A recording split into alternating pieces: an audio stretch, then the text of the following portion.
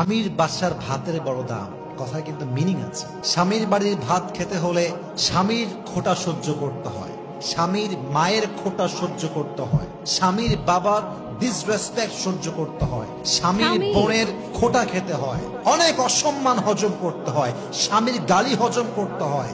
তাই মেয়েরা বলে স্বামীর বাড়ির ভাতের বড় দাম। আমি কথা বলবো, কথা সত্য, তবে একটা কথা অ্যাড করতে হবে।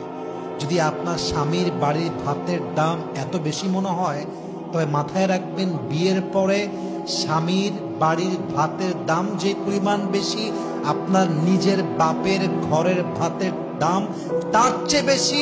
বুঝবেন, জাস্ট তালাকটা নিয়ে বাসায় যান, তাহলে বুঝবেন। জাস্ট তালাকটা হোক, বাসায় যান, 3 মাস থাকেন, 4 মাস থাকেন, 5 মাস থাকেন, স্বামী নাই তালাক হয়ে গিয়েছে, তখন বুঝবেন স্বামীর বাড়ির ভাতের দাম বেশি নয়, এখন তো মনে হচ্ছে বাপের বাড়ির ভাতের দামই বেশি হয়ে গিয়েছে, ঠিক কিনা বলেন? একজন তালাকপ্রাপ্ত মেয়ে রেখেছে, যদি একবার সুযোগ পেতাম, একবার চান্স পেতাম, বাপের বাসা ছাড়তাম, আজীবন লাথি খাই, কুদা খাই, অসম্মান খাই, স্বামীর ঘরে বসতাম, স্বামীর ঘরে বাঁচতাম। তালাকপ্রাপ্ত মেয়ের কথা এটা। অতএব মাথায় রাখতে হবে যে স্বামীর অবদান শেয়ার করতে না পারেন, স্বামী খাওয়াচ্ছে, স্বামী পড়াচ্ছে, যা হোক বাসায় রাখছে তো, যাই হোক কারেন্ট বিল দিচ্ছে তো, যাই হোক খাওয়াচ্ছে তো, নুন পাত পান্তা ভাত যাই হোক খাওয়াচ্ছে তো, স্যাক্রিফাইস স্বীকার করছে স্বামী, আপনি যা করছেন এনাফ ফর মি, আলহামদুলিল্লাহ, উই আর সো হ্যাপি, আমরা খুশি আছি। এই একটা বাক্য স্বামীর মনকে প্রফুল্ল করে দেয়, শান্ত করে দেয়, ঠিক কিনা বলেন সবাই?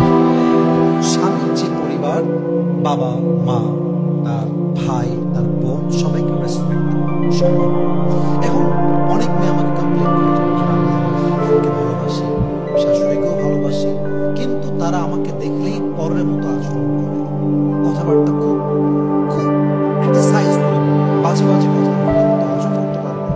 আমি বলি, বোন আপনাকে হজম করতেই হবে, হজম আপনাকে করতেই হবে।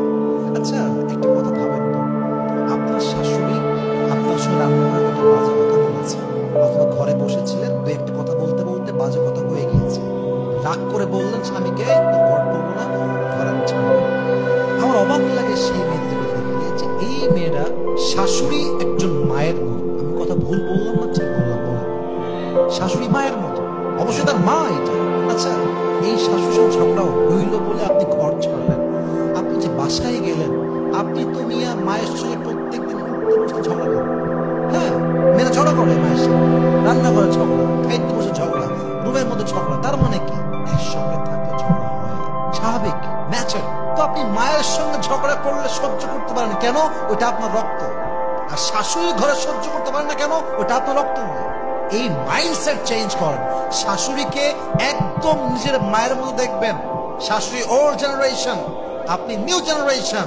আপনার শাশুড়ির চাইতে আপনাকে আরো বেশি স্মার্ট হতে হবে, তবে আপনি সাংসারিক জীবনে সুখী হতে পারবেন, ঠিক কিনা বলেন?